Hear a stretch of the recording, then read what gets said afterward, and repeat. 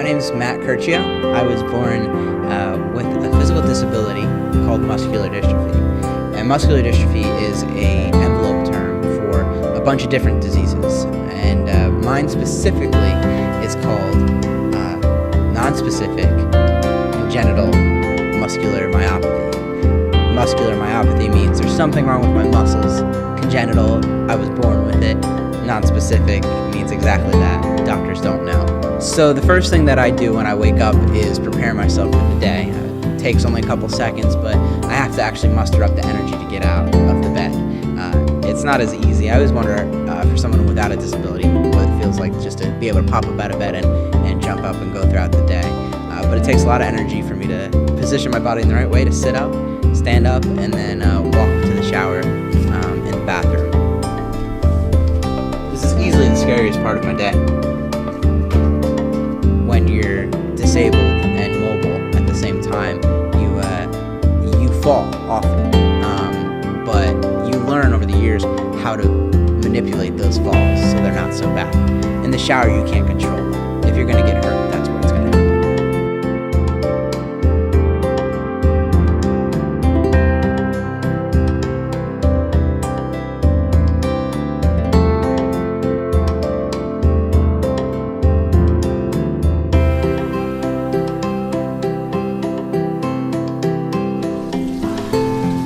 Sometimes I have to take a little bit of a break in between.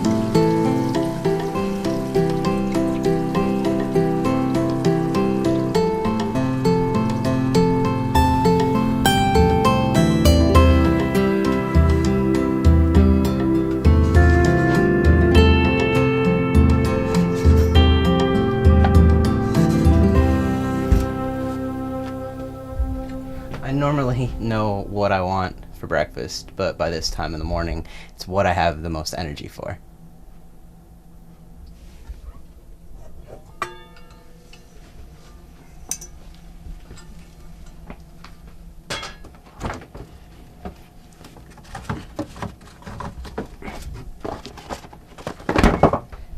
I actually, if you were to ask me when I was a little kid, when I first grew up, what I wanted to be when I grew up, I'd probably tell you a chef. But as any young kid with a physical disability, I realized that was more fantasy than possibility. My body just would not be able to keep up with the demands of a job like that. When people ask me what I want to be now, I want to be a full-time writer, whether that's writing novels or writing for advocacy groups for those with disabilities. I just love writing. It's a passion of mine, fully, 100%. So I enjoy journaling every single day. The only problem is as I start going, my hand will normally cramp up, so I need to take a little break in between. It takes a little bit longer, but I find that writing is a huge outlet for somebody with a disability who can't do so much, but this I can do, and I can be as well as and as good. I can be as good as a writer as I desire to be.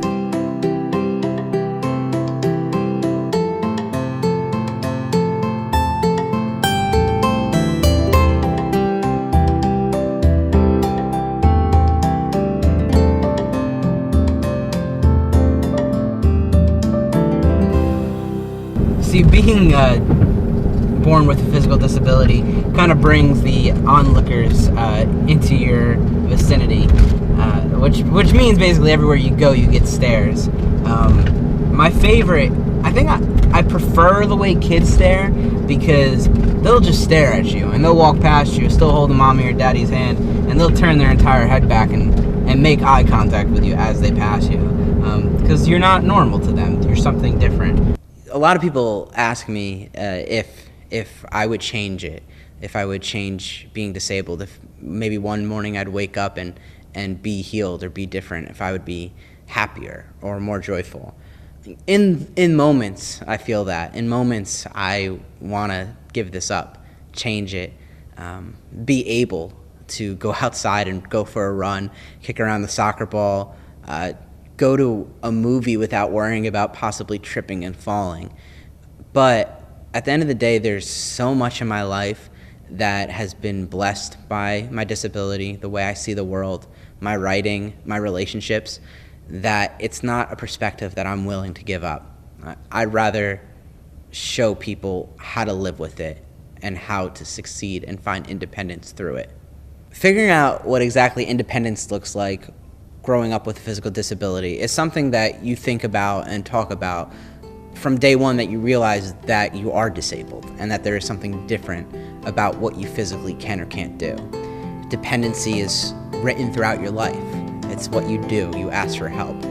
Project ABLE, what it's really about at the core is producing something to guide young men and women with physical disabilities, to show them a path to how to be independent and successful for themselves, and show them what that means.